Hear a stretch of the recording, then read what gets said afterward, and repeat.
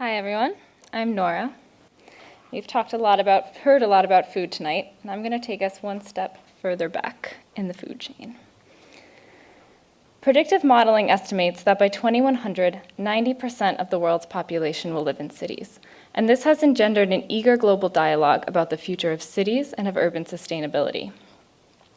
To me, an equally urgent parallel conversation is, what happens everywhere else? What happens to all of the places that are not and do not become cities, the places and people that are non-urban? My intent is to explore a non-urban model for sustainability in the US by co-creating a new mythology of the American landscape. I was motivated by three converging factors. First, non-metropolitan counties make up over 80% of the US. That's a huge amount of biomass. Here, the land has been something to make a living from, driven by deep-seated ideologies like individualism and manifest destiny, and characterized by cycles of boom and bust. Urban areas are given primacy in conversations about global sustainability, but they are a product of social behavior, arising as hubs in the physical transport of goods and resources. Which brings us to the second point, that new technologies are disrupting our economic relationship to geographic place. New communication tools have fundamentally changed the way we form networks and the way we exchange and value goods, which raises interesting questions about how urban and rural dynamics will change over the coming decades. This leads me to the third piece, a hypothesis that a growing number of well-educated, creative young professionals are actively opting for a rural life over one in urban centers. So, like so many before me, I went on the road in search of answers. What I saw over and over is that our cultural myths have failed to keep pace with rapid technological development. One doesn't have to go far to see that the rhetoric of large-scale extraction is failing us. Yet these industries still dominate the rural economic conversation.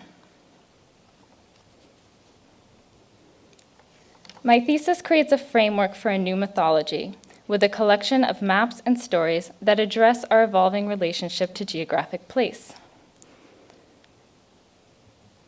Resilience is as much about listening as it is about action, which means giving the land a voice in the conversation, so that the co-creation is not just between me and the people I was working with, but between us and the land. I wanted to create a visual language that reunites nature and metaphor. In order to do that, I went mining for shapes, collecting visual elements of the natural environment, tracing them, laser cutting them, and printing them as relief prints, integrating quotes, stories, and insights collected from my research.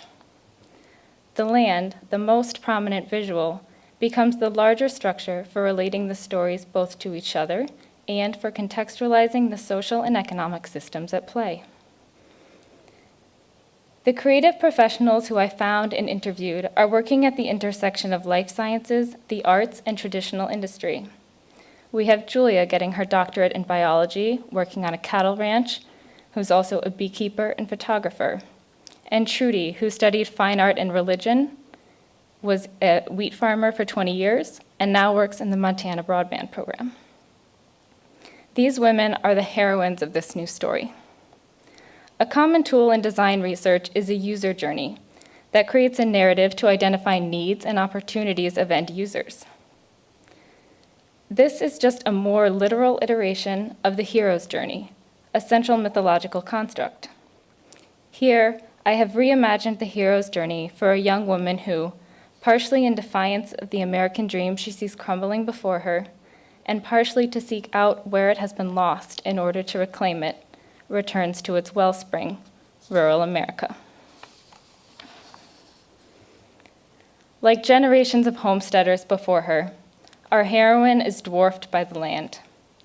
Dependence on an unpredictable and sometimes harsh landscape means that resourcefulness and adaptability have long been mainstays of rural life.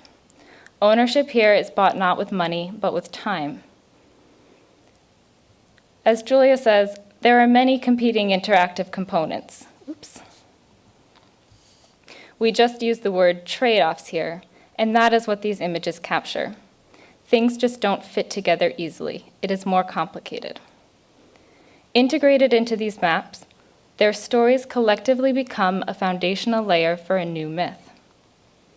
Through the residents I've been working with, copies of the maps will be displayed at local libraries and community organizations in Maine, Montana, and Florida. And in order to engage stakeholders more actively at the local level, I created a corollary mapping tool that uses a set of movable tiles like Scrabble or bananagrams to facilitate conversation and identify concrete opportunities for change. Each set uses regionally specific imagery. So we have ponderosa pine bark for Montana and cabbage palm boots for Florida. The Florida set went to the MacArthur Agroecology Research Center, where a group of scientists and ranchers study the impacts of large-scale agriculture on native ecosystems.